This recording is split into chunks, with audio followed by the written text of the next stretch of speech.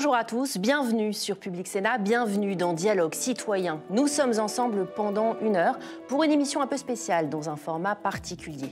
Alors que le gouvernement organise une convention citoyenne sur la fin de vie avec des Français tirés au sort, nous allons parler d'un sujet qui nous touche tôt ou tard, la fin de vie, la souffrance, la mort. Peut-on choisir la façon dont on meurt et le moment? Faut-il légaliser l'euthanasie ou le suicide assisté à l'instar de certains de nos voisins européens?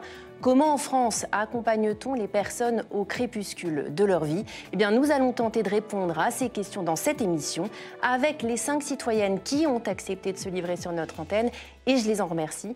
Vous allez témoigner très concrètement d'une réalité, la vôtre, pour alimenter ce débat délicat autour de la fin de vie des citoyennes issues de territoires divers et connectés depuis les 4 coins du pays. Et pour les écouter et échanger avec elles, je vous présente les sénateurs et sénatrices à mes côtés en plateau. Catherine Deroche, présidente de la Commission des Affaires sociales au Sénat et élue Les Républicains de Maine-et-Loire. Je précise que vous êtes médecin de formation. Une autre médecin autour de cette table, Véronique Guillotin, sénatrice RDSE de Meurthe-et-Moselle. Et puis Rachid Temal, sénateur socialiste du Val-d'Oise et co-signataire d'une proposition de loi sur le droit à mourir dans la dignité déposée en novembre 2020. Et puis nous donnons la parole aux Français et à vous qui nous regardez, #dialogue citoyen sur Twitter. Alors nous allons commencer cette émission avec une situation sans doute la plus commune. Avant notre propre mort, nous sommes confrontés d'abord à celle de nos proches, ce qui nous place bien souvent dans la position d'aidant. Et ça a été votre cas, Sophie Roquet, vous avez 58 ans, vous êtes professeure, vous habitez Rennes en Bretagne et vous avez accompagné jusqu'au bout votre maman décédée en mars 2021 à l'âge de 87 ans des suites d'un cancer généralisé. Sophie, une épreuve évidemment douloureuse. Sur les dernières semaines de la maladie, votre maman a multiplié les séjours à l'hôpital. Elle a également été hospitalisée à domicile. Et vous avez eu affaire à des interlocuteurs multiples, des prises en charge variables qui vous ont plongé, vous nous avez dit, dans un profond désarroi face à la fin de vie de votre mère. C'est exact ? Qu'elle souffrait d'un cancer digestif généralisé en fait, mais qu'elle ne connaissait pas à ce moment-là et qui a été diagnostiqué à Rennes. Et effectivement, je pense que nous avons fait à peu près le tour de toutes les structures qui peuvent prendre en charge une personne dans cet état-là, sachant que ma mère avait vraiment le souhait de mourir dans la mesure du possible chez elle, ce que nous avons presque réussi à faire. Mais finalement, les difficultés qu'on a pu rencontrer sur la fin du parcours ont fait que ça n'a pas été possible. Et je ne vous cache pas que c'est quelque chose qui a été assez mal supporté par plusieurs membres de la famille, d'autant que nous étions pleinement... dans une situation, disons, je dirais pas idéale parce que le moment ne s'y prêtait pas, mais nous avions une cohésion familiale avec tous les intervenants. Moi, je me suis chargée effectivement de l'accompagnement de fin de vie jusqu'au bout parce que j'en avais la possibilité. Mais nous avions toutes les conditions réunies. Sophie Roquet, qu'est-ce qui a dysfonctionné? Vous nous avez notamment parlé des difficultés dans l'hospitalisation à domicile. Vous avez été confronté à des soignants, des infirmières débordées. Un exemple peut-être que vous allez pouvoir nous raconter. Vous vous rendez compte au bout d'une journée que la pompe à morphine est mal posée? Oui, tout à fait. Alors, c'est arrivé plusieurs fois.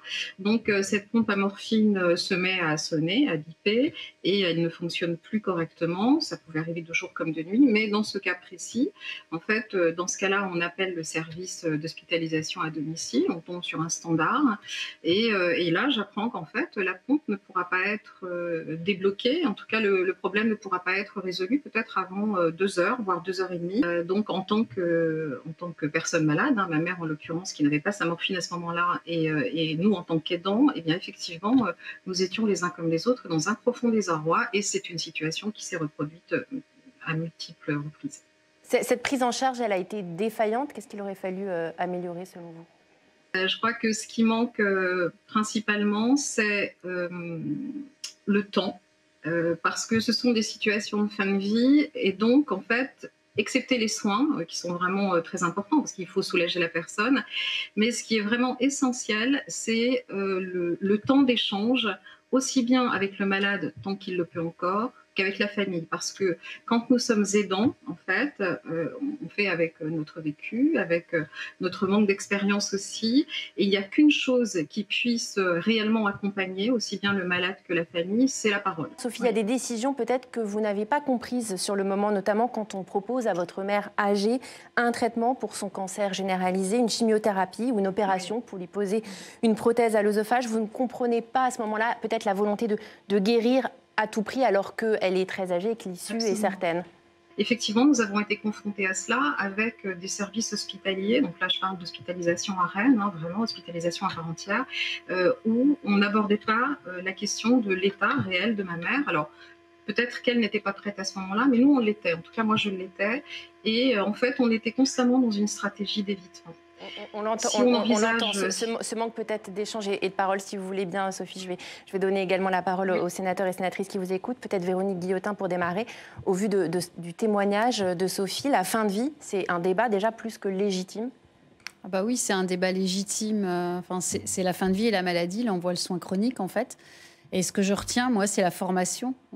C'est ce que l'on entend et la capacité que ces personnels de soignants formés, qui soient en HAD, en hospitalisation au domicile ou en unité de soins palliatifs ou en unité mobile de soins palliatifs.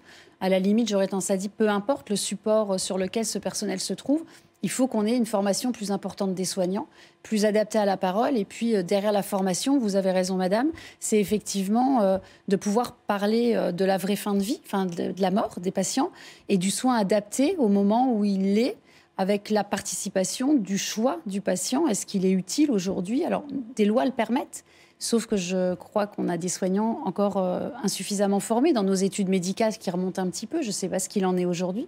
Le temps de formation des personnels de santé, et pas que des médecins, parce qu'on voit que ce sont les infirmières qui sont le plus au chevet du patient, est largement insuffisant. Et justement, Sophie Roquet, vous avez dit que vous avez eu un moment un petit peu de répit quand votre maman était en unité de soins palliatifs. Pourquoi est-ce que votre maman n'a pas pu rester plus longtemps dans cette unité de soins?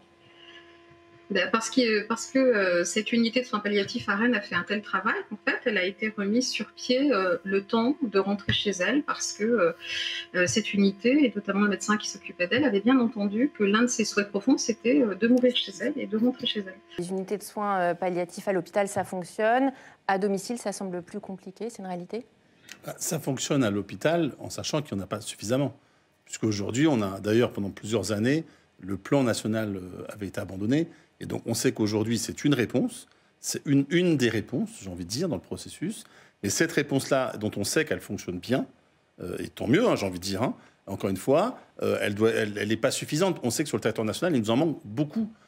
Et il y a plutôt une bonne, j'ai envie de dire, une bonne disposition quand vous êtes en région parisienne, dans les grandes, même en province, en région, dans les grandes unités métropoles. Mais on sait qu'il en manque. Je ne parle même pas de l'outre-mer, où alors là, c'est encore pire. Et donc voilà, donc, oui, ça fonctionne, mais il n'y en a pas suffisamment. Oui. Et donc je crois que c'est aussi là, mais ça rejoint une question globale. C'est quelle est la part des moyens qu'on se donne pour la santé, pour l'hôpital. C'est un débat global. Mais pour moi, c'est une des réponses, ce n'est pas la seule réponse, mais ça fonctionne, il faut le développer. Catherine Deroche, quand on écoute le témoignage de Sophie, est-ce qu'on se dit que les aidants, ils sont aussi là aussi, car ils doivent pallier le manque de soignants, d'auxiliaires de vie, de personnel pour prendre en charge les personnes en fin de vie? Oui, dans ce témoignage, il y a à la fois l'aidant qui accompagne, alors qui pallie, je ne sais pas, mais qui est là aussi dans ce qu'est le rôle, je trouve, et vous l'avez dit, on avait cette chance d'avoir une cohésion familiale. C'est le rôle aussi de la famille, quand elle le peut, d'être auprès de la personne aimée qui va partir. C'était le souhait de votre mère de mourir à domicile, mais aussi, je pense que le fait d'être accompagné, entouré de la famille, certes, on aide, mais aussi on fait son rôle d'enfant, de conjoint, qui est celui de ce qu'est l'accompagnement de la fin de vie. Le problème, c'est que ce qu'a décrit madame, elle traduit un peu ce que sont les difficultés actuelles du soin, avec un manque de personnel très fort, un manque d'infirmiers, un manque d'aides-soignants, parce que l'accompagnement de la personne en fin de vie, il se fait beaucoup aussi par le médecin, bien évidemment, mais aussi par les personnels paramédicaux qui accompagnent. Et ça traduit cette difficulté de manque de temps qui nous décrivent dans des situations classiques à l'hôpital, mais qu'on voit aussi ici. Et ça, il faut vraiment pouvoir le développer au-delà de ce que sont de ce qu'est l'évolution législative. Et on aura l'occasion d'en parler plus longuement également tout à l'heure. Sophie Roquet, j'ai une question à vous poser. Est-ce qu'à un moment, vous vous êtes posé la question d'aider votre maman à partir plus vite parce que trop de souffrance? Je dirais que, en fait, c'est une question que moi, je me suis posée, que ma mère ne s'est visiblement pas posée, en tout cas qu'elle n'a pas exprimée. Et nous, on était vraiment dans l'idée de la suivre, en fait, dans ce qu'elle souhaitait, dans la mesure de nos possibilités. Et donc, cette question, moi, je ne l'ai jamais abordée avec elle. Merci Sophie pour votre témoignage qu'on vient d'entendre. C'est une situation douloureuse et qui n'est pas satisfaisante. Mais alors, que faut-il faire? Une convention citoyenne est organisée entre décembre 2022 et mars 2023 afin de se pencher sur ces questions délicates de fin de vie, d'euthanasie, de suicide assisté, de sédation profonde, de soins palliatifs. Faut-il faire évoluer la loi? Existe-t-il un droit à mourir dans la dignité? Eh bien, nous ouvrons ce chapitre avec nos 3 prochaines citoyennes. Myriam Lourteau, vous avez 47 ans, vous êtes infirmière libérale dans le Cher, un territoire rural et assez isolé où les unités justement de soins palliatifs paraissent souvent loin et où l'on manque cruellement de médecins. Stéphanie Villet, vous êtes médecin à Lille, justement. Vous avez créé il y a 20 ans une unité de soins palliatifs dans un centre de lutte contre le cancer. Et vous nous raconterez comment vous soulagez au mieux la douleur et comment vous accompagnez les patients jusqu'au bout. Mais avant, eh bien, je me tourne vers vous, Catherine Icardi. Vous habitez Boissy-Saint-Léger en région parisienne. Vous avez 67 ans. Vous êtes aujourd'hui retraitée, mais vous avez eu 1000 vies professionnelles. Il y a 1 an et demi, on vous a diagnostiqué une maladie neurodégénérative grave, la maladie de Charcot. La maladie progresse très vite, vous ne marchez quasiment plus et vous avez déjà du mal à respirer. Vous avez entamé des démarches en avril dernier, pour le moment venu, vous rendre en Belgique, à Liège, pour vous faire euthanasier. Catherine Icardi, qu'est-ce qui vous a décidé à vous rendre une première fois en Belgique pour planifier votre mort? Bonjour à tous. D'abord et à toutes, excusez-moi. D'abord, le diagnostic de la maladie de Charcot est assez brutal, violent, et c'est un changement dans notre vie du jour au lendemain. Parce qu'il faut savoir qu'avant j'étais sportive, que je active, et on me dit vous avez la maladie de Charcot. D'abord on se demande ce que c'est. Elle n'est pas assez connue, cette maladie de Charcot. Donc je me suis renseignée sur Internet parce que, évidemment, les personnels soignants et les docteurs n'ont pas trop le temps de vous l'expliquer, malheureusement pour eux et pour nous. Et je me suis retournée tout de suite vers une solution de ne pas me dégrader trop longtemps, de ne pas offrir à ma famille une image dégradée de moi-même, moi qui ai été si active dans ma vie. Donc je me suis rendue en Belgique d'abord pour voir, pour connaître le processus et pour discuter. J'ai donc rencontré un professeur, il a posé les bonnes questions, il m'a rassurée, il m'a dit c'est vous qui choisissez, c'est votre libre choix. Et évidemment dans votre maladie qui est fatale, je comprends votre démarche, mais c'est vous qui choisirez quand et je vous écouterai. Et vous vous êtes sentie soulagée à ce moment-là, quand justement ce médecin à Liège vous dit cela? Très soulagée. On se sent léger. On sait qu'il y a une solution. Peut-être que j'irai jusqu'au bout de ma maladie, mais si à un moment donné, je ne veux plus, je sais que je peux dire stop. Et ça, c'est quelque chose de très libérateur dans cette épreuve qui vous est envoyée comme ça du jour au lendemain. Catherine, vous êtes divorcée, mais vous avez 3 enfants, 4 petits-enfants. Ils vous soutiennent, oui. Dans votre démarche? Oui, tout à fait. Et c'est important, parce que les enfants, c'est ma vie, évidemment. Les petits-enfants aussi. Et c'est important qu'ils accompagnent dans ce projet, parce que pour moi, c'est un acte d'amour familial ultime. Qu'on comprenne bien à quoi ressemble votre quotidien aujourd'hui, Catherine Icardi. Mon quotidien, c'est rester chez moi.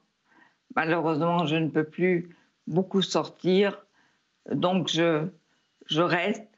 Je m'active sur les réseaux sociaux pour faire connaître la SLA et le droit à mourir dans la dignité, c'est quelque chose qui est important pour moi.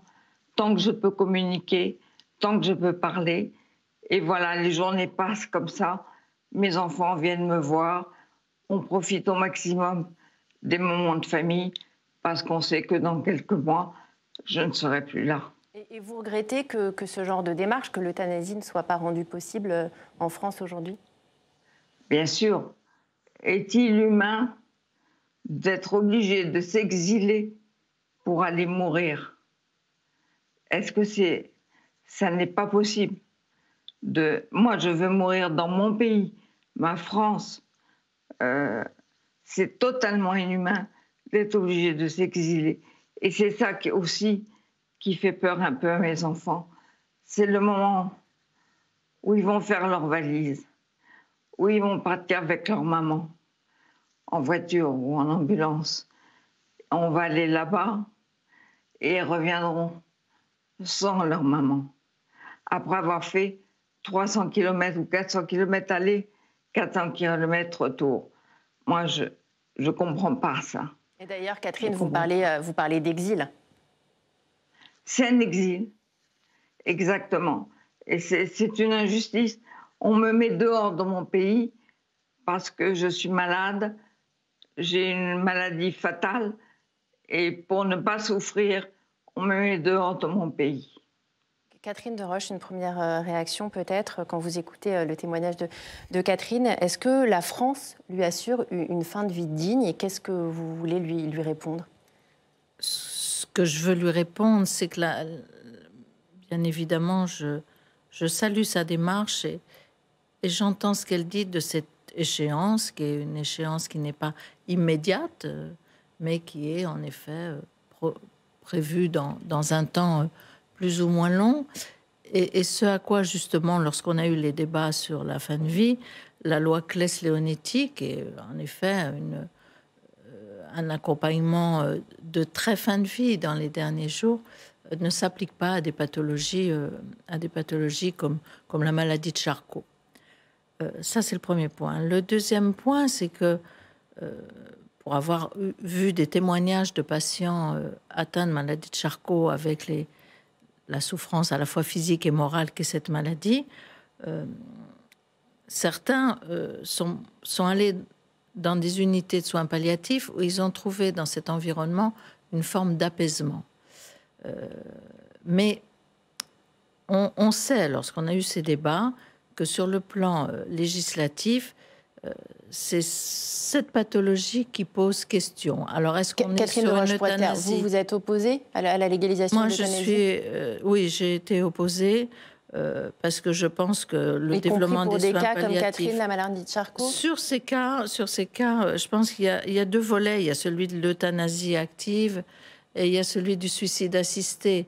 Et les deux, qu'on met souvent sur un pied d'égalité, qu'on met en même temps, ne sont pas pour moi la même chose. Le suicide assisté, il y a des procédures aux États-Unis qui sont différentes que celles qui existent dans les pays voisins de la France, qui sont en effet, on donne aux personnes en disant, ben voilà, le moment venu, vous pourrez faire le choix de prendre de tel produit et ce sera fini. L'euthanasie active, c'est différent parce qu'il faut un acte d'un professionnel autre que la personne elle-même. Le suicide assisté, on aide une personne à se suicider, ce qui est différent parce que c'est actuellement, si quelqu'un veut suicider, on va tout faire pour l'empêcher de se suicider. Là, on est différent de l'euthanasie active. Et je pense que la place des soignants est très, très différente. Et je crois d'ailleurs un point que je voulais terminer, et je l'entends, et je veux pas dire que pour moi, j'entends ce qu'elle dit sur la déchéance, et en effet, ça je le comprends tout à fait, c'est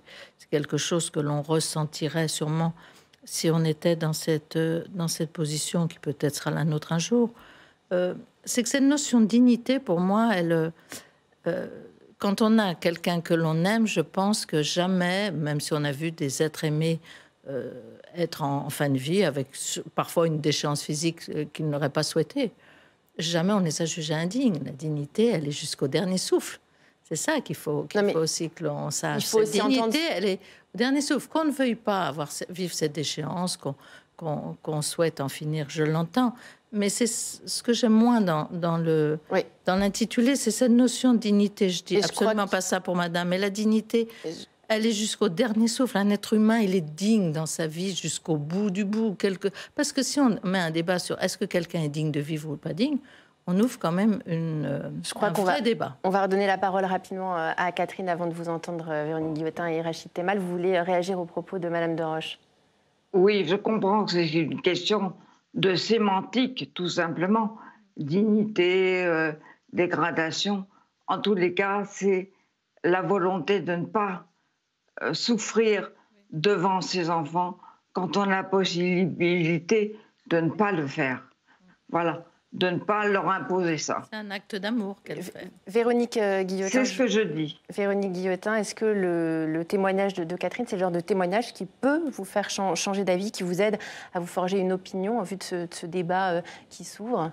Alors, moi, j'avais pas d'avis préconçu, mais j'étais plutôt sur la version que Catherine de Roche exprimait. Vous êtes médecins, toutes les deux, il faut le dire. Moi, j'avais ce prisme aussi du soignant, et c'est quand même compliqué pour un soignant qui a une vocation de soigner, de se dire que le soin pourrait être, à un moment donné, l'injection d'un produit létal.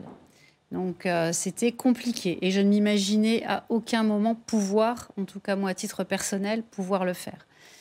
Pour autant, j'ai depuis une année fait beaucoup d'auditions, rencontré beaucoup de monde. On a essayé de travailler en profondeur sur ces sujets. J'ai organisé quelques débats sur le territoire, voilà, avec les soins palliatifs et l'association du droit de mourir dans la dignité, des psychologues, etc. Moi, j'avoue que ma position bouge. Et je crois que pour certaines pathologies et certains cas, dont la SLA, mais peut-être pas la seule pathologie dont la SLA fait partie, il manque quelque chose dans l'arsenal législatif. Parce qu'effectivement, ce n'est pas une fin de vie, ce n'est pas une évolution à court terme, la sédation profonde n'est pas adaptée. Voilà, on sent bien qu'il manque quelque chose. Sclérose latérale amyotrophique.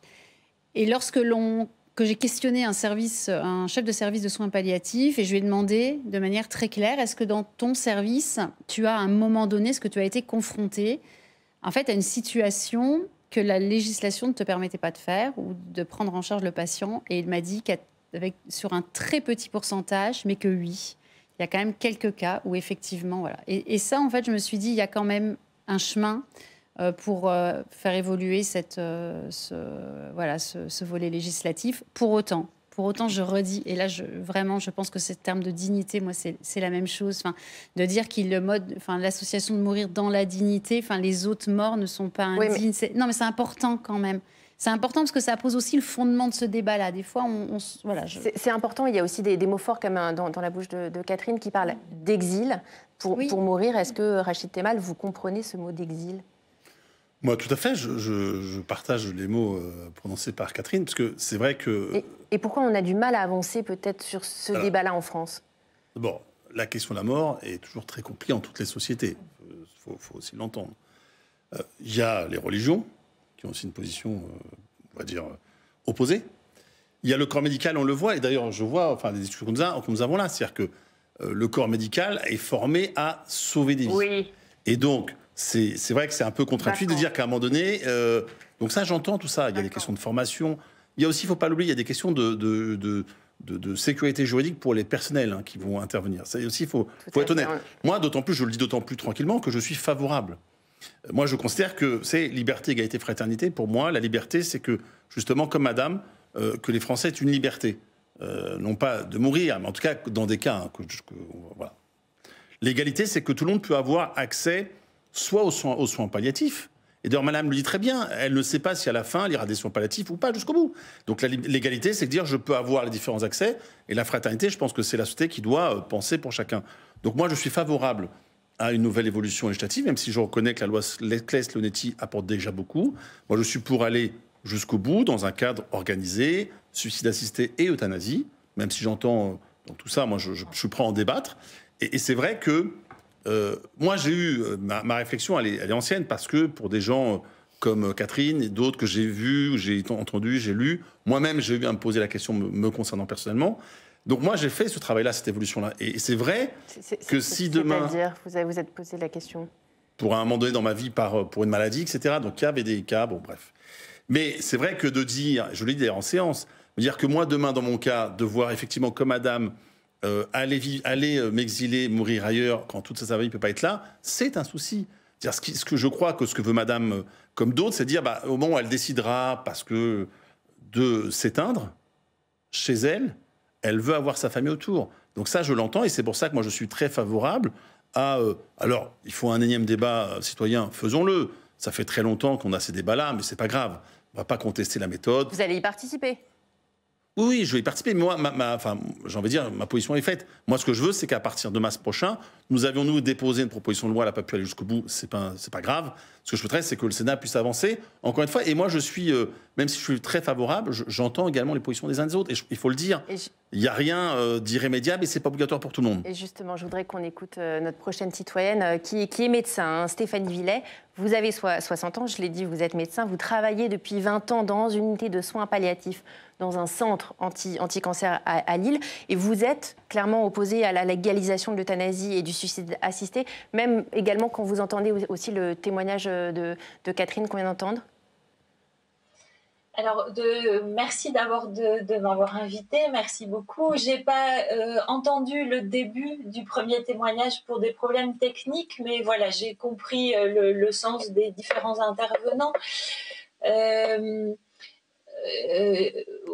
Alors, tout ce qui a été dit par les sénateurs, je remercie vraiment les deux médecins, femmes, pour ce qu'elles ont dit, parce que vous avez bien repris la grosse différence quand on parle d'aide médicale active à mourir. Il faut bien nommer les choses, c'est l'euthanasie et le suicide assisté, et ce sont vraiment deux choses très différentes. Vous avez repris aussi le fait que dans un État comme dans l'Oregon, c'est quelque chose de très particulier, où on donne, où c'est le patient qui va chercher à la pharmacie le médicament. Ça n'a rien à voir avec une euthanasie qui est vraiment le fait de tuer un patient. Et vous l'avez redit toutes les deux.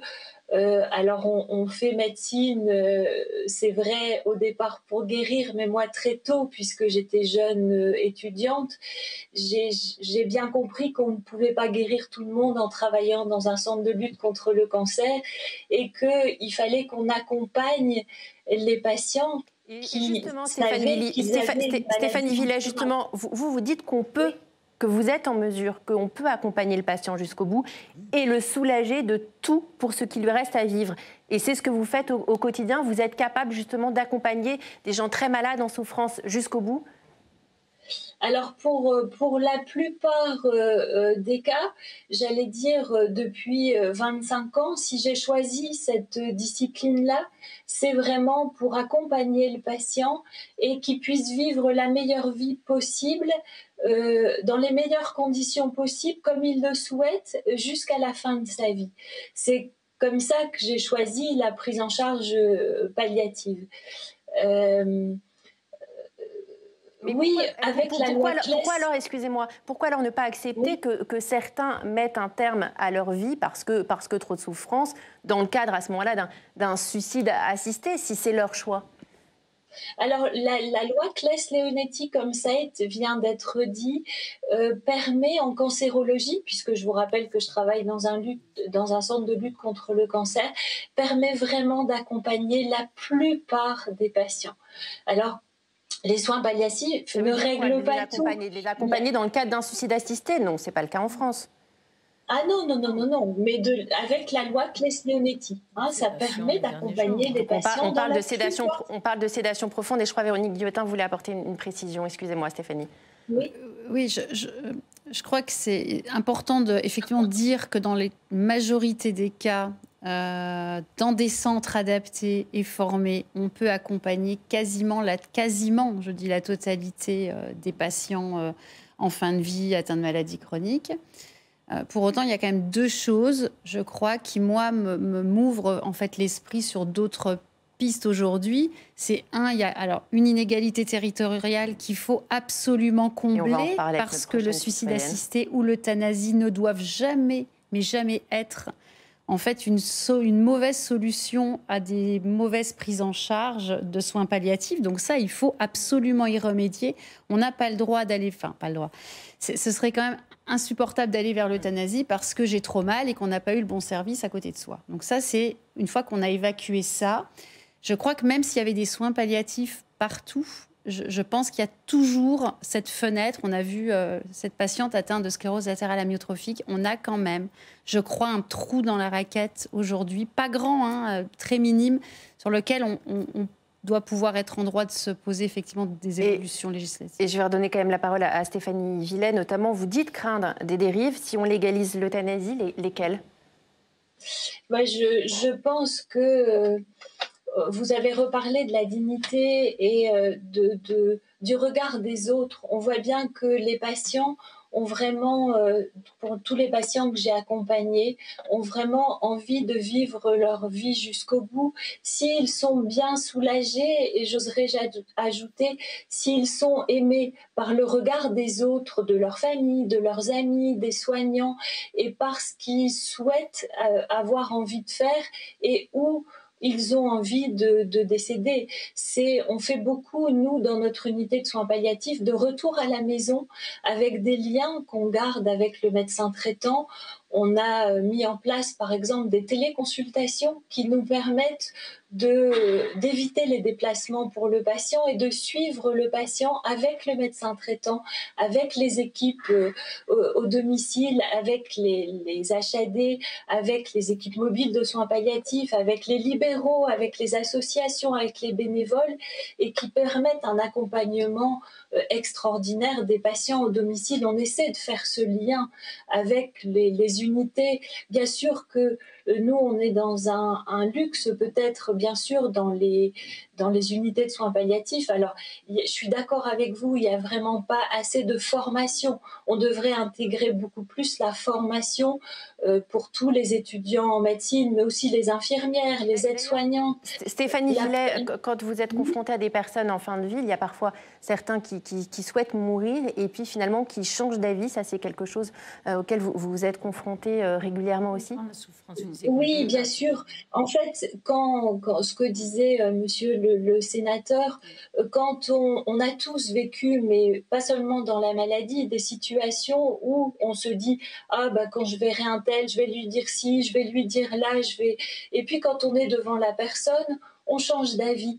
Pour un patient qui est même parfois malade, mais encore valide, encore bien.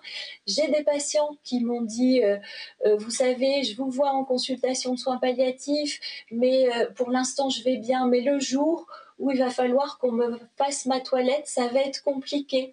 Et puis, je voudrais partir vite. Et peut-être, sous-entendu, une demande d'euthanasie. Et puis, quelques mois plus tard, moi, ça, je l'ai oublié. Quand la patiente est dans le service et elle me dit... Vous savez, docteur, jamais j'ai pensé un jour vous dire ça. Donc, elle devait bénéficier d'une toilette complète. Et elle me disait, si vous saviez comme j'attends le moment de la toilette et d'échange avec tellement de bonheur, ces soins de nursing qui m'apportent tant de douceur et de bonheur. Donc, en fait, on entend en vous écoutant, Stéphanie, en effet, qu'il faut qu'il y ait un accompagnement. C'est ça, hein, l'essentiel. On change d'avis. En fait, et que c'est possible, Je voudrais juste, excusez-moi, donner la parole à Catherine Icardi qui a une question, une interpellation pour vous, Stéphanie Villet. Oui, bonjour, docteur Villet. Je voulais savoir ce qu'est la sédation profonde, parce que j'ai entendu dire que c'était l'arrêt de l'hydratation et de la nutrition et qu'il fallait attendre quelques jours, voire quelques semaines pour que le corps s'arrête. N'est-il pas possible de faire une euthanasie plutôt que de laisser le corps sans hydratation et sans nourriture pendant quelques jours, voire quelques semaines? Je pense à, évidemment, l'affaire Lambert, Vincent Lambert. Donc, je voulais avoir votre avis là-dessus et les explications techniques. Alors, je pense qu'on n'aura pas le temps de débattre sur tout ça, mais de façon très simplifiée pour essayer de vous expliquer, quand on a un symptôme aigu, on peut endormir le patient quand on a essayé toutes les autres thérapeutiques et donc qu'on n'arrive pas à le soulager, on peut endormir le patient. C'est ce qu'on appelle une sédation proportionnée. C'est différent qu'une sédation prolongée jusqu'au décès à la demande du patient qui intervient effectivement au travers de la loi dans les derniers instants, les derniers jours de vie, où là, effectivement, on arrête l'hydratation et l'alimentation, mais le malade décède de sa maladie et bien souvent, très vite. Ce sont deux situations différentes, madame. Excusez-moi, Stéphanie Villet, je vais également donner la parole aux sénateurs et sénatrices qui vous écoutent autour de cette table. Rachid Temal, je vous vois réagir depuis tout à l'heure. La sédation profonde, c'est satisfaisant, c'est suffisant? Mais en fait, ce que je ne comprends pas chez le docteur Villet, j'entends ce que vous dites et je me félicite que des gens aillent mieux, qu'ils reviennent chez eux. Je suis d'accord avec ça. Et entendez également que c'est pas l'un ou l'autre. Ce que moi, ma position, c'est la complémentarité. C'est la complémentarité. C'est-à-dire qu'il faut des soins palliatifs, et on l'a dit, il n'y en a pas assez, mais il en faut pour tous. Mais aussi, il y a des situations où il y a des personnes qui ne veulent pas, ou qui se disent dans un premier temps, j'en veux, puis j'en veux pas. Il faut leur permettre la possibilité de choisir. Et il y a des cas, je le redis, comme madame, ou comme d'autres, c'est soit le suicide assisté, soit l'euthanasie. On peut débattre des deux à la fin. Mais entendez, je vous demande juste d'entendre que des gens ont fait ce choix-là. Et ce que je ne comprends pas, c'est que nous, en tant que législateurs, on ne le fait pas. On ne le fait pas d'autant plus, on va se le dire, il y a une forme d'hypocrisie, puisqu'on sait très bien que certains de nos compatriotes doivent partir, quitter leur famille, aller en Suisse, aller en Belgique, etc. Et on sait très bien qu'en France, sous le manteau, ça existe. Donc moi, ça existe. Il faut toujours se le dire. L'euthanasie active, le suicide assisté. L'euthanasie active, ça existe. Donc, ce que je veux dire par là, c'est que moi, je prépare qu'on sorte de l'hypocrisie, qu'on mette tout sur la table. Et encore une fois, moi, j'entends que des gens disent il faut les soins palliatifs, et j'en suis favorable, en soins, une unité hospitalière, comme à domicile. Mais entendez, moi, je suis favorable qu'il y a aussi une autre option qui soit offerte, parce que des gens se disent je veux. Et vous dites c'est le regard des autres. Non, c'est leur propre regard. C'est que madame, par exemple, elle connaît la fin.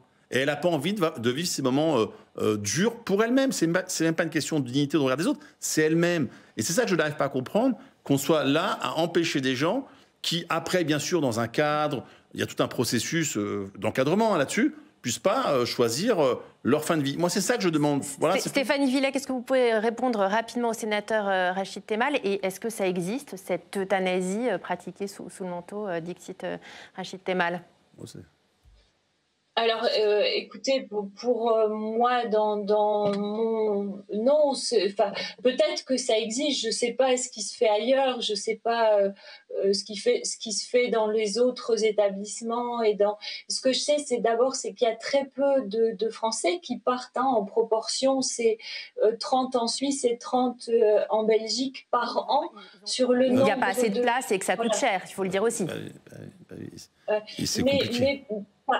Par exemple, pour la patiente qui témoigne et qui pose, vous voyez, les questions sur la sédation, en fait, on s'aperçoit quand on accompagne les patients, ils savent, en tout cas pour ma part en cancérologie, mais aussi pour les maladies neurologiques, le patient, il sait qu'il a une épée de Damoclès au-dessus de la tête, il sait qu'il va décéder de sa maladie, mais il n'a pas peur de mourir, il a peur de la façon dont il va mourir, il a peur d'avoir mal, il a peur d'être seul, il a peur de s'étouffer. Je voyais un patient la semaine dernière qui me disait « j'ai peur de m'endormir » parce qu'il avait peur de s'étouffer et de ne pas se réveiller. Et en fait, on a tout de même... Alors certes, je suis d'accord aussi, il y a certainement des situations particulières, individuelles, un environnement social, familial, psychologique particulier qui font que qu'on échoue, que certaines démarches demandent. On entend, vous écoutant, Stéphanie Villet, que la souffrance, c'est pas forcément le symptôme le plus difficile à gérer. Catherine Deroche, peut-être pour conclure avec Stéphanie Villet, est-ce qu'il faut sortir de l'hypocrisie aussi dont parle Rachid Temal? Bon, l'hypocrisie, je vous ai vu acquiescer sur le fait qu'il y avait une euthanasie qui pouvait être aussi pratiquée en France. On sait qu'on a à un moment, en fin de vie, donné des antalgiques et autres qui pouvaient accélérer, mais c'était une forme de traitement, c'est pas de l'euthanasie. ce que je veux bien faire comprendre, et c'est un peu pourquoi je suis assez... C'est la brutalité du geste de l'euthanasie active. Le suicide assisté. Non, les deux. L'euthanasie active. Je veux dire, c'est vous demandez à un soignant d'injecter un produit, la mort, elle est immédiate. Le suicide assisté, vous êtes pour? Le suicide assisté, je pense que c'est différent dans la mesure où c'est le choix du patient. Après, moi, donc vous n'êtes pas opposé au suicide assisté? Au départ, j'avais vu ce qui se passait en Oregon et je me suis dit c'est vraiment très américain, c'est un truc pas possible.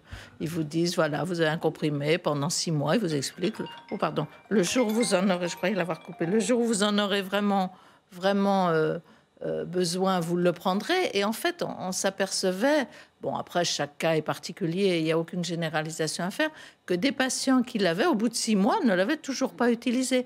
Mais ils avaient cette liberté donc vous êtes... et ce choix, un moment, de venir et de se dire, eh ben, le jour où je voudrais partir, je le ferai. Ça, c'est quelque chose que je souhaite étudier, mais bien le cadrer. Moi, j'ai été profondément choquée par 2 choses, et je voulais les dire pour terminer. Oui, parce qu'après, il y a notre prochaine citoyenne qui nous attend. Premier point, c'est en Belgique, cette jeune fille qui a été euthanasiée parce qu'elle faisait elle était qui a été victime notamment, qui a assisté aux attentats terroristes à Bruxelles. J'avoue que la situation m'a beaucoup choquée parce que c'est très compliqué. Et puis le deuxième point, mais du coup je l'ai oublié. Mais on va vous laisser reprendre, on va laisser reprendre vos esprits. On va passer, si vous le voulez sur bien. les enfants. Alors ça, bien évidemment. Ça, vous parlez d'exemple belge, mais je vous propose d'avancer. On a entendu Stéphanie Villers qui exerce dans un grand hôpital au sein de la métropole lilloise. Je voudrais désormais qu'on écoute quelqu'un qui se rend dans l'intimité des foyers, dans un département rural et isolé. Et c'est vous, Myriam Lourteau, 47 ans. Vous êtes infirmière libérale dans le Cher. Vous exercez depuis plus de 15 ans pour ce qui est des soins palliatifs à domicile. Vous dépendez de l'hôpital de Vierzon, à 1 heure de route. Première question, est-ce qu'on vous a déjà demandé de l'aide pour mourir? Et si oui, comment est-ce que vous avez réagi? Alors tout d'abord, bonjour. J'ai bien écouté attentivement tous les témoignages. Donc non, on ne m'a pas demandé directement. Par contre, nous, on prend régulièrement en charge des patients en fin de vie.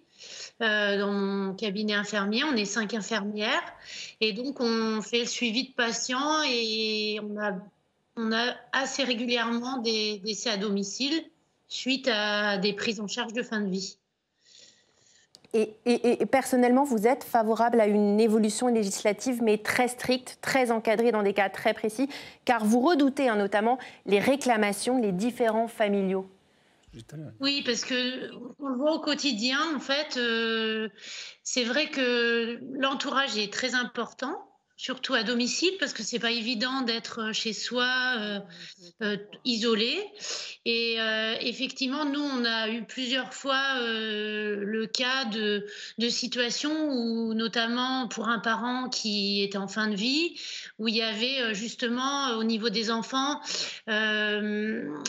des différences de point de vue, notamment certains qui étaient plutôt un petit peu dans le déni.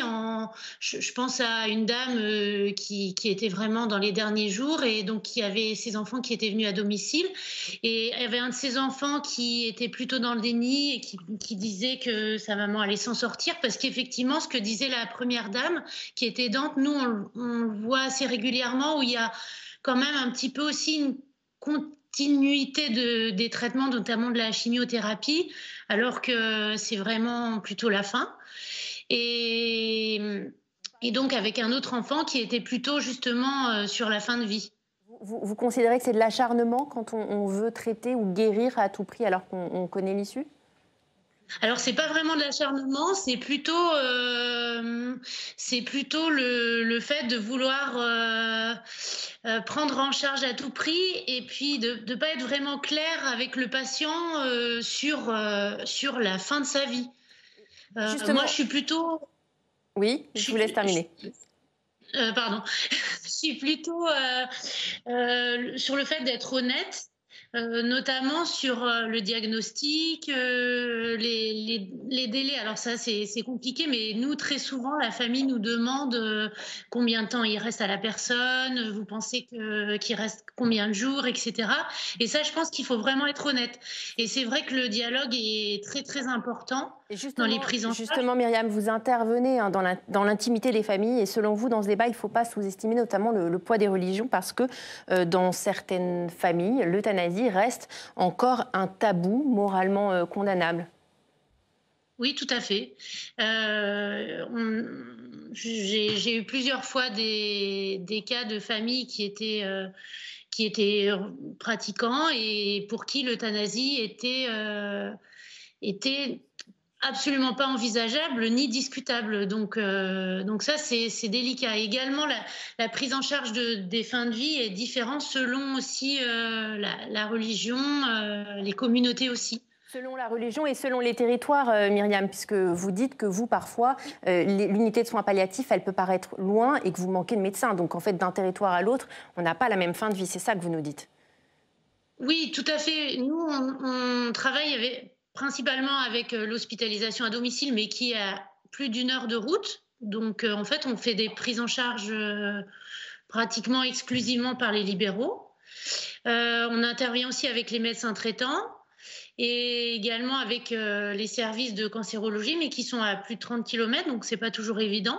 Et c'est vraiment, en tout cas, nous, la difficulté, c'est celle-ci. Hein. C'est le fait qu'on soit quand même dans un désert médical et que de toute façon, on se sent assez seul pour prendre en charge les patients. Véronique Guillotin, on l'entend, en fait, on n'a pas la même fin de vie d'un territoire à l'autre. Il y a des inégalités territoriales très fortes là-dessus et c'est un constat qui est choquant. Bah oui, on a des inégalités territoriales, c'est pas que sur la fin de vie, c'est oui, l'accès aux soins. Non, mais je veux dire, oui, on le sait, on manque de professionnels de santé, on manque de médecins, on manque d'unités palliatives, on manque... il y a tout ce problème-là. C'est pour ça qu'il faut... c'est très bien qu'il y ait un débat qui s'ouvre. Alors, on peut dire pour ou contre la fin de vie. Moi, je pense que ça dépasse largement tout ça. Parce que quand on va discuter de la fin de vie, oui, il faut discuter de l'égalité territoriale, il faut discuter des soins palliatifs. Ça ne peut pas être un pis-aller de mauvais soins palliatifs. Et qui donne la fin de vie? En fait, là, on le dit, entre le suicide assisté, où c'est la propre personne qui va être autonome, une forme d'autonomie, c'est différent que d'une euthanasie où on va administrer quelque chose, ce qui est brutal quand même, on peut quand même le dire, mais c'est différent. Et on peut se dire aussi que c'est peut-être pas le soignant qui prend en charge, le même soignant qui prend en charge le patient, qui administre. Enfin, je crois que dans cette loi, on va devoir quand même dépasser certaines choses pour ne pas rester enfermé dans est-ce que je suis pour ou contre l'euthanasie. Enfin, on voit bien qu'il y a des cas différents. Mais non, on ne se soigne pas, on ne meurt pas et on ne vit pas de la même manière sur tous les territoires. Rachid Temal, il va... Non, parce que par rapport à ce que vous évoquez, c'est vrai que l'euthanasie est utilisée par ceux qui sont favorables, notamment quand vous avez des cas où la personne qui a laissé des directives se trouve dans l'incapacité de se suicider via un suicide assisté. En fait, c'est ce cas-là qu'il faut avoir en tête. Quand on dit l'euthanasie, c'est pas le sentiment pour tout le monde. Il y a des cas où les gens ont laissé et puis se retrouvent à dire je ne suis plus en capacité parce que dans l'état végétatif ou parce que... Et donc là, il va falloir trouver une réponse. Donc c'est pour ça que moi, je crois que dans ce débat-là, il faut faire ça pas à pas, sérieusement, en respectant les uns les autres, parce que madame évoquait les religions. Moi, je respecte ceux qui font des choix religieux. Voilà, je dis juste que moi, ma thèse, c'est une forme de pulse. Il faut que chacun puisse avoir accès à tout, quel que soit le lieu où il habite en France. Et qu'à chaque fois, il y ait ses contrôles. Et vous entendez aussi la peur des soignants peut-être d'être poursuivis et les craintes aussi des familles avec le poids des religions. C'est ce que j'ai dit au début de mon propos. Notamment. Je le redis, il est vrai que dans la loi, en tant que législateur, on doit aussi intégrer la clause de conscience des médecins et on doit aussi intégrer une sécurisation, je l'ai dit au début, parce que c'est vrai qu'il serait irresponsable d'être en législateur, de dire on permet cela, mais ensuite c'est les personnels médicaux qui vont répondre devant la justice. Donc c'est à nous de faire ce travail-là. Et c'est là où on doit, en tant que législateur sérieux, crédible, avoir tout ce travail-là. Posons les choses. Et moi je trouve que ce débat aujourd'hui, on voit qu'on n'est pas tous du même avis, mais on est capable de se parler, de se dire voilà, on met des bornes, voilà comment on peut essayer d'avancer sur cette chose. Voilà, Claes Leonetti, c'est une avancée, et je crois que maintenant, il faut aller beaucoup plus loin. Catherine Deroche, quand vous écoutez Myriam, est-ce que vous pensez que la France est prête pour ce débat, pour ouvrir à nouveau ce débat? Le débat, il est ancien. Bon, là, on en reparle à nouveau. Je pense que dans l'esprit du citoyen, dont je fais partie, longtemps, ce que les gens souhaitaient, c'est en finir avec un acharnement thérapeutique et mourir sans souffrance, doucement entouré des siens. Ce que je veux dire, c'est que dans des unités de soins palliatifs, moi j'ai vu aussi des familles me dire, ou même le patient, par exemple, des jeunes femmes qui souffraient, qui voulaient en finir, qui à un moment, quand ils ont été apaisés sur le plan physique, ont dit cette période de soins palliatifs m'a permis de préparer le départ et de dire au revoir. Et je pense que la non-brutalité de l'acte est aussi une forme de consolation pour les familles. Qu'il y ait dans les familles des distinctions, ça c'est majeur, on l'avait beaucoup vu dans l'affaire Vincent Lambert. Certains, en effet, demandent plus parce qu'ils ont peur que leurs parents meurent. Ils se disent, mais il faut faire quelque chose, c'est pas possible qu'on le laisse partir comme ça sans rien faire. Cette demande, on l'a dans beaucoup de sujets. Donc je pense qu'il faudra qu'on soit très attentif aux termes, à ce que veulent dire les mots, comment ça se traduit après dans les actes et que ce soit un débat qui soit apaisé, chacun... Et ça, c'est votre travail aussi de législateur. Chacun le regarde avec son propre vécu, avec sa crainte lui-même de la mort, de ce qu'il y a après, selon qu'on ne croit ou qu'on ne croit pas. C'est un sujet très, très compliqué. Et justement, on va avancer, Catherine Deroche, si vous permettez. Je vais vous présenter notre dernière citoyenne, car nous avons commencé l'émission avec une aidante, Sophie, qui a veillé sur sa maman âgée et malade. Eh bien, je vous présente Séverine Bélier, qui a choisi d'en faire son métier. Vous êtes, Séverine, un relais pour les familles. Vous accompagnez des personnes âgées chez vous, à domicile, et vous les accompagnez jusqu'au bout. 2 de vos pensionnaires sont décédés dans votre maison à Condo, dans l'Orne. Parlez-nous d'abord de votre métier qui est méconnu encore, accueillante familiale, car ce n'est pas un métier comme les autres.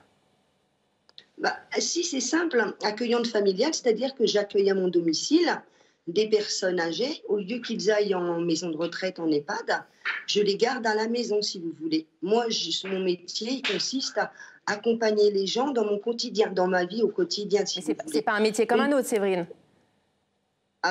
C'est un beau métier que je fais, moi. Je m'épanouis dans ce que je fais, moi, si vous voulez. Moi, je m'occupe des gens comme si c'était mes parents ou mes grands-parents. Chez vous, c'est vous qui vous adaptez à vos pensionnaires. Et ce n'est pas les pensionnaires qui s'adaptent, on va dire, à la vie de la maison ou à vous. Hein. On s'adapte les uns aux autres, en fait, si vous voulez. C'est un partage. C'est un partage, si vous voulez. Moi, je donne, mais je reçois beaucoup en échange. Et moi, comment... je suis chez moi, mais les accueillis sont chez eux. Comment on meurt chez vous, Séverine? Parce que justement, la mort, vous le dites, c'est pas un tabou. Vous en parlez avec vos pensionnaires et leurs familles et vous dites qu'il est important d'en parler. Racontez-nous un peu. C'est ça que je ne comprends pas, parce que tout le monde le sait aujourd'hui. Il y a la vie, il y a la mort, mais ça, moi, je le sais depuis que je suis petite. Mes parents m'ont toujours inculqué. La mort fait peur, mais c'est pas la mort qui fait peur, c'est faux. En fait, c'est la souffrance. Si vous voulez qu'une personne, elle s'en aille en douceur, c'est juste la souffrance qu'il faut faire attention. Mais que la personne, je veux dire, elle s'en aille chez elle ou en centre hospitalier ou en soins palliatifs, comme on en parlait, l'important, enfin, je pense, mais ça reste mon opinion à moi personnelle, l'important, c'est d'avoir sa famille autour de soi et de respecter le choix de la personne surtout. Et on a peur de la mort, mais demain, ça peut être moi, ça peut être vous, vous voyez. En fin de compte, il ne faut pas avoir peur de la mort. On ira tous de toute façon. C'est comme ça, on n'a pas le choix. Après, c'est la souffrance. Aujourd'hui, il existe beaucoup de choses, par exemple la morphine qui aide beaucoup. La morphine pour les personnes âgées, quand on est dans la douleur, ça apaise la personne et la personne, elle s'en va en douceur. Véronique Guillotin, vous entendez Séverine qui dit « la mort, il ne faut pas que ce soit un tabou ». Est-ce que c'est un tabou en France? Oui, c'est un tabou. C'est un tabou parce que la mort, on l'a de plus en plus éloignée, je crois, de notre quotidien. On ne garde plus les morts chez soi. On dit, voilà, on ne garde plus les morts chez soi, on les met à l'extérieur, dans des chambres un peu éloignées des maisons. Tout le monde en grande partie, on dit on veut décéder à la maison, mais au dernier moment, pour l'avoir vécu, j'ai fait du soin palliatif en hospitalisation à domicile quelques années. Au dernier moment, c'est quand même la panique générale et j'appelle l'ambulance et je pars à l'hôpital. Donc oui, c'est difficile. Après, c'est difficile quand même de voir quelqu'un de proche mourir. C'est difficile de sentir qu'on va mourir. Donc on a éloigné ça de plus en plus. Et je trouve que ce débat, enfin pas que celui-ci, mais tout le débat qui va s'ouvrir, c'est de reparler en fait de cette chose essentielle qui va tous... nous impacte à un moment donné, c'est la mort, et 2, d'informer, parce qu'on a probablement insuffisamment parlé et des directives anticipées et de la loi Claes-Leonetti qui est encore aujourd'hui largement faire preuve encore de pédagogie. Sous-utilisée même des soignants et sous-utilisée alors qu'elle répond à énormément, énormément de cas et de patients. Rachid Temal, est-ce qu'il faut plus de Séverine en France, d'accueillants familiales? D'abord, c'est un très très beau métier. Bravo madame de le faire. Et vous avez raison, c'est rester à la maison, mais ça rejoint ce qu'on évoquait depuis le début. C'est-à-dire que dans notre société, depuis des années, la mort a été évacuée. On dit on peut soigner tout le monde en permanence. Donc c'est vrai que ce rapport à la mort, le rapport à la famille, à l'unité familiale, disparaît progressivement. Et c'est vrai que madame essaie justement par son métier de dire je reconstitue une famille pour des gens qui sont seuls, je reconstitue une famille. Je suis aussi un relais. Et je suis aussi un relais. Et donc c'est vrai que moi je trouve ça, c'est un beau métier et passionnant. Et il en faudrait beaucoup plus, bien sûr. Bien sûr. On touche à la fin de cette émission. On va faire un dernier tour de table. Catherine Deroche, au bout de cette heure d'échange, de débat, de témoignnages, qu'est-ce que vous avez retenu? Qu'est-ce qui vous a marqué? Je remercie vraiment chacune des personnes qui a témoigné pour ce formidable regard qu'elles ont sur ce sujet, parce qu'elles le vivent, elles, au quotidien, ce qui n'est pas notre cas forcément de législateur. Un point important, Véronique l'a évoqué, c'est que le choix, il est celui du patient. Et madame qui fait de l'accueil familial le dit très bien. C'est à la personne de décider. Alors, j'exclus bien évidemment les cas où la personne n'est plus en état, mais c'est l'intérêt des directives anticipées. Mais je pense, on l'a dans beaucoup de cas où on a tendance à se mettre soi-même à la place de la personne. Non, la personne, elle est personne tout le temps. On l'a vu dans les EHPAD, lorsque pour le bien des gens, on les a totalement isolés au moment de la crise sanitaire avec les conséquences que l'on a eues.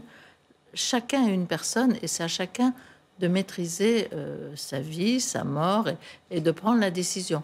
Donc ça, je pense qu'il faut qu'on arrive à vraiment le respecter, ce qui n'est pas bien fait actuellement par les directives anticipées, par la méconnaissance des textes. Faire preuve de pédagogie, Rachid Temal, qu'est-ce que vous retenez de cette heure d'échange, de ces témoignages, de ces 5 citoyennes qui se sont livrées? Moi, d'abord, c'est une heure d'humanité. Et je pense que ça fait du bien de reparler justement de la vie, de l'espoir. Puisque même madame Catherine, ce qu'elle dit sur son départ en Belgique, il y a aussi cette formidable volonté de vivre. Enfin, je veux dire, de vivre, d'être heureuse et de partager. Donc c'est de l'humanité. Et je le dis, moi je partage, je pense que, je le redis, c'est l'individu qui doit être libre de ses décisions, sauf dans un cas précis qu'on a évoqué. Et donc c'est pour ça que je souhaite qu'il puisse avoir la possibilité de choisir parmi toutes les options. Et il n'y a pas d'option contraire, mais que complémentaire. Véronique Guillotin, pour conclure. Oui, moi je voudrais déjà vous remercier d'avoir ouvert ce débat. Merci les personnes. On est rentré quand même dans l'intimité de chacune et certains témoignages étaient quand même très émouvants. Moi, je crois beaucoup au débat. Je les ai initiés et plus je les initie, plus je m'aperçois que en fait, le pays est prêt à débattre. On est rarement dans de l'affrontement et on le voit ici. On peut avoir des sensibilités différentes. Mais en tout cas, je crois que si on continue à avancer sur ces débats, à multiplier sur les territoires, on pourra avancer. Et voilà, donc moi j'espère le meilleur en tout cas de cette convention citoyenne ou toute autre forme en tout cas de débat autour de ce sujet qui est important pour notre société. Catherine Icardi, quelques mots pour terminer, on vous écoute. Eh bien, pour moi, ce n'est pas de mourir qui me fait peur, c'est de ne plus vivre. La souffrance, on peut accepter la souffrance, mais vivre, voilà, c'est un message. C'est de ne plus vivre qui me fait peur. Merci Catherine, merci à tous d'avoir participé à ce nouveau numéro de Dialogue Citoyen. Merci à vous trois en plateau et merci à nos 5 citoyennes pour leur participation à distance, participation active, riche en confidences, des témoignages bouleversants. Merci de votre confiance. Et si vous avez manqué une partie de l'émission et que vous souhaitez la voir, n'hésitez pas à vous connecter sur le site de Public Sénat. Elle est disponible en replay ainsi que sur notre chaîne YouTube. À très bientôt pour un nouveau numéro de Dialogue Citoyen. J'ai trouvé que les sénateurs étaient très à l'écoute. Des points de vue différents, tant du côté des politiques, des sénateurs, que du côté des intervenants. Des interventions qui étaient j'ai trouvé, appropriées. Je ne pense pas que cette émission puisse malheureusement changer la vie des uns et des autres, mais ça peut faire évoluer.